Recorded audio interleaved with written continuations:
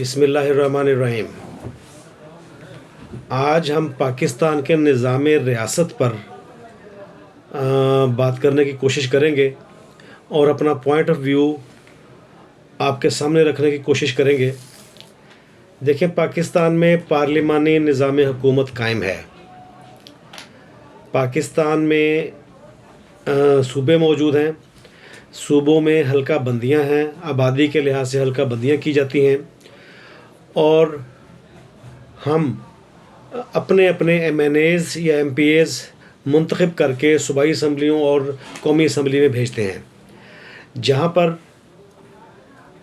Prime minister of Pakistan کا، وزیر اعظم پاکستان کا انتخاب ہوتا ہے، اور وہ کسی نہ کسی سیاسی جماعت کا ایک ایم این اے ہوتا ہے۔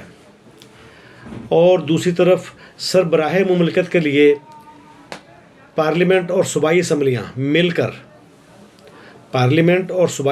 مل کر پاکستان کا آئینی سربراہ یعنی پریزیڈنٹ آف پاکستان کو منتخب کرتے ہیں۔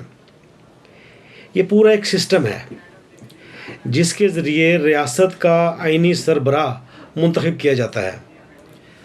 لیکن آپ کو یاد ہوگا کہ بر صغیر پاک و ہند میں جس وقت برٹش راج موجود تھا، برطانیہ کی حکومت تھی، تو اس وقت ایک گورنر جنرل ہوا کرتا تھا۔ پاکستان کی تقسیم کے وقت بھی جب پاکستان بنا، اس وقت بھی قائد اعظم پاکستان کے پہلے گورنر جنرل بنے۔ اسی طریقے سے انڈیا میں لارڈ ماؤنٹ بیٹن وہ گورنر جنرل کے عہدے پر اپوائنٹ کیے گئے۔ اب یہاں پر ہم سمجھنے کی یہ کوشش کریں گے کہ پاکستان میں اس وقت گورنر جنرل کا عہدہ کوئی موجود ہے؟ ظاہر سی بات ہے، آئینی طور پر تو موجود نہیں ہے، لیکن حقیقی طور پر اگر ہم دیکھیں تو گورنر جنرل پاکستان میں موجود ہیں۔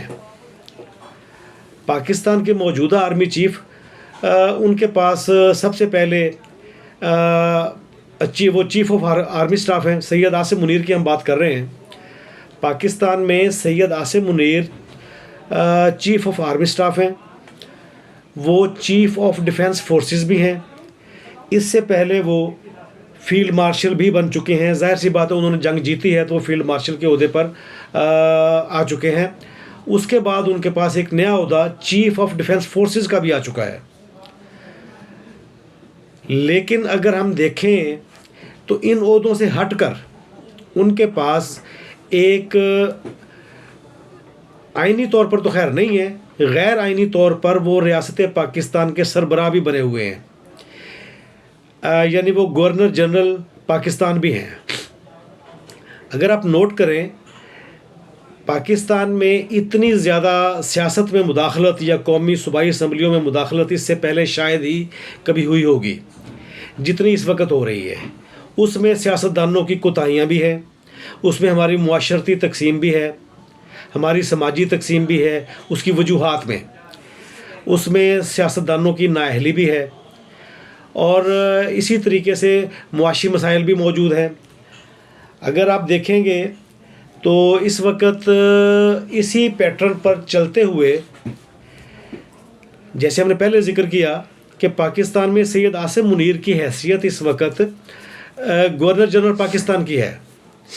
وہ ریاست کے آئینی سربراہ، ریاست کے حکومت کے آئینی سربراہ پرائم منسٹر کو حکم دیتے ہیں، یا صوبوں میں ان کے معاملات چلتے ہیں کہ آپ فلاں کام کریں، یا پاکستان کی فورن پالیسی ایسی ہوگی، یا پاکستان نے معاشی ترقی کس طریقے سے کرنی ہے، یا IMF کے ساتھ نیگوسیشن کیسے کرنا ہے، یا ٹرمپ صاحب کے ساتھ ہم نے کس طریقے سے نیگوشیٹ کرنا ہے، یا یورپی یونین کے ساتھ، یا کسی بھی کنٹری کے ساتھ ان کی مداخلت موجود ہے۔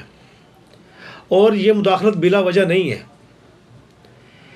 اس مداخلت کو لانے میں ہمارے سیاسی جو کردار ہیں، ہمارے جو سیاسی لیڈرشپ ہے، ان کی تمام تر کوتاہیاں موجود ہیں۔ یہاں پر ایک جملہ معترضہ کے طور پر اگر ہم یہ کہیں کہ 18ویں ترمیم کے بعد عمران خان کو لانے کا جو منصوبہ اسٹیبلشمنٹ نے بنایا تھا، اس میں یہ چیز واضح تھی کہ جناب اب ہماری جو اسٹیبلشمنٹ اسٹیبلشمنٹ ہے یا جو ہماری فوج ہے وہ پاکستان کی سیاست میں مداخلت براہ راست نہیں کرے گی، بلکہ وہ پیچھے رہ کر کرے گی اور گورنر جنرل کے طور پر کرے گی. اور یہ کام ہو رہا ہے، یہ رکا نہیں ہے، یہ کام مسلسل چل رہا ہے. اگر ہم دیکھیں چیف آف ڈیفنس فورسز کے طور پر سید عاصم منیر کو ایک استثناء مل چکا ہے، آئینی استثناء مل چکا ہے. وہی استثناء جو اس سے پہلے صرف اور صرف سربراہ ریاست کو ملا کرتا تھا، prime minister president of Pakistan کو ملا کرتا تھا، وہی استثناء اس وقت فیلڈ مارشل کے پاس موجود ہے، چیف آف آرمی اسٹاف کے پاس موجود ہے، چیف آف ڈیفنس فورسز سید عاصم منیر کے پاس موجود ہے. اگر ہم شخصیت کی بات کریں تو سید عاصم منیر، اگر ہم دوسرے طریقے سے بات کریں تو چیف آف ڈیفنس فورسز کے پاس یہ استثناء موجود ہے. اس کا مطلب یہ ہے کہ جو استثناء ساری دنیا میں رائج ہے وہ ہے کہ حکومتی ریاستی سربراہ کو جو آئینی استثناء حاصل ہوتا ہے وہ گورنر جنرل پاکستان جناب سید عاصم منیر کے پاس بھی موجود ہے. اور یہ عہدہ ان تک پہنچنے میں ہمارے پولیٹیکل کلچر نے، ہماری سیاسی جماعتوں نے بہت بڑا کردار ادا کیا ہے.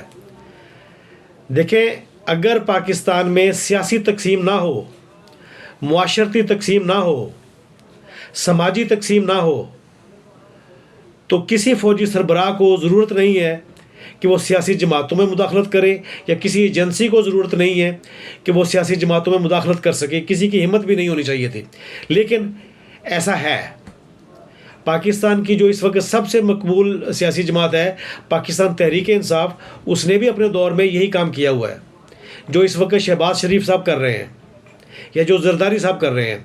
لیکن کیونکہ ہم پارلیمنٹ کی سپریمیسی کے لیے، آئین کی سپریمیسی کے لیے بات کرتے ہیں، تو ہم آپ کے ساتھ یہ بات شیئر کرنے میں بالکل حق بجانب ہیں کہ پاکستان میں جو زیادہ صوبے بنانے کی ایک تحریک چلی ہوئی ہے، یہ بھی ایک وجہ بنے گی. گورنر جنرل کا عہدہ کریٹ کرنے میں، تخلیق کرنے میں یہ بھی ایک وجہ بنے گی.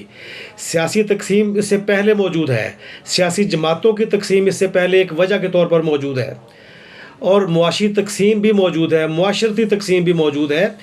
اگر ان تمام چیزوں پر ہماری سیاسی جماعتوں نے مل بیٹھ کر کوئی قابو نہ پایا تو آئندہ آئینی طور پر بھی Syed Asim Munir governor general of Pakistan ہو جائیں گے، یعنی وہ ہماری ریاست کے آئینی سربراہ مقرر ہو جائیں گے. تو اس لیے ہماری سیاسی جماعتوں کو دیکھیں، ہم لوگ ڈیموکریسی، الیکشن، ووٹ، پارلیمنٹ اور سول رائٹس کے لیے کام کر رہے ہیں. ڈیموکریسی، الیکشن، ووٹ اور پارلیمنٹ ہماری سیاسی جماعتوں نے بنانے ہیں. اگر ہماری سیاسی جماعتوں نے مل بیٹھ کر کوئی نیا چارٹر آف ڈیموکریسی سائن نہ کیا یا کچھ ایسے معاملات آپس میں طے نہ کیے، تو پھر آپ یوں سمجھیں کہ گورنر جنرل کا عہدہ اس وقت تو سید عاصم منیر ہیں 2030 تک. سید عاصم منیر کے بعد جو بھی نیا آرمی چیف آئے گا یا جو بھی نیا چیف آف ڈیفنس فورسز آئے گا، وہ اپنے ساتھ گورنر جنرل کا عہدہ بھی ساتھ لے کر آیا کرے گا. ہماری سیاسی جماعتوں کو یہ بات سمجھنی چاہیے اور جمہوریت کی بہتری کے لیے مل بیٹھ کر کام کرنا چاہیے. یہاں پر آج ہم اپنا ویلاگ ختم کرتے ہیں اور آپ سے گزارش کریں گے کہ اگر ہمارا ویلاگ پسند آئے تو اسے لائک اور کامنٹ کریں اور شیئر کریں. Thank you very much.